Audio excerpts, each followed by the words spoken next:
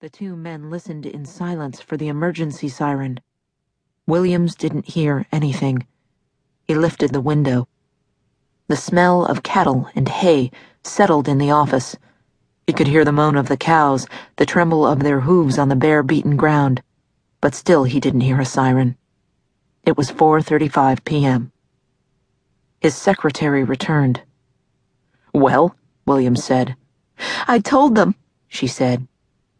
Several more minutes passed. Williams began to fume. He picked up a pair of binoculars that he kept on the windowsill and aimed them out the window. The breach had widened and was now nearly a city block long. The water from Smith Lake spilled through the dike like a gleaming brown waterfall.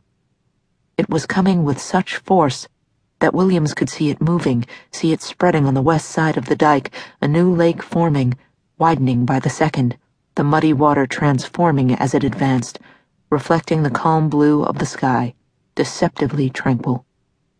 He followed the water west with the binoculars toward Vanport. A boy riding his bike in the 2 feet of water that had already collected on North Portland Road. A car driving up Victory Avenue. A couple walking together across a park. "What's taking them so long?" Floyd asked. It was a good goddamn question. Williams put down the binoculars, picked up the phone on his desk, and fumbled with it, his palm slick with sweat. But he didn't make calls, his girl did. He looked at her helplessly, and she came around his desk and took the receiver and dialed, and then handed him the phone. "Hello?" a man's voice asked. "For God's sake!" Williams hollered into the phone. "Alert those people!"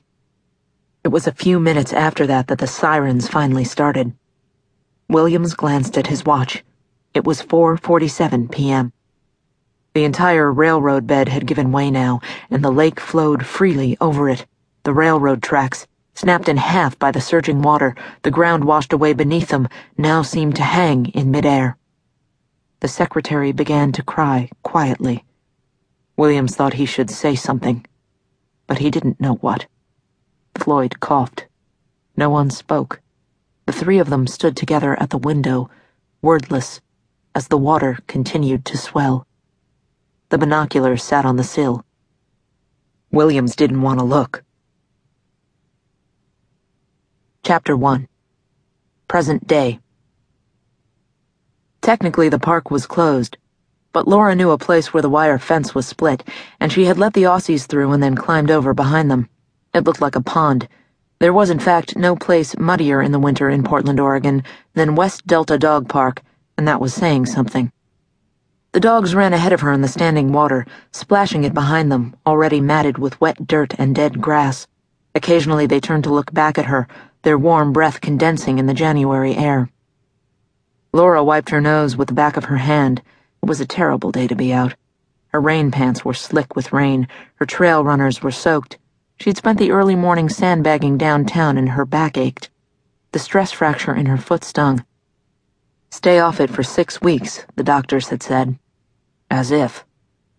The cloud cover hung so low that the tops of the trees seemed to brush it. She loved this. The worst weather, body aching, nothing could keep her inside. Biking, running, walking the dogs. She was out there every day, no matter what. Not like all those posers who came out in the summer in their REI sun shirts and ran along the esplanade with their iPods and swinging elbows. Where were they in the dead of winter? At the gym, that's where. God, Laura hated those people. Franklin glanced back at her, wagged his stubby tail, barked once, flattened his ears, and took off across the old road to the slough. It was their usual route. Penny, the puppy, stuck closer to Laura, zipping ahead 10 feet, and then circling back. Laura heard it then. She had heard it all along, but it had faded to white noise, an ambient sound, like a jet passing overhead. The Columbia Slough. She knew it would be high. They'd had a ton of snow in December, then it had warmed up and started to rain. That meant snowmelt from the mountains, lots of it. The storm drains were backed up. The Willamette was near flood stage. The local news was live with it day and night. They were considering evacuating downtown, but that was the Willamette, miles away. As Laura rounded the corner past the trees, where the old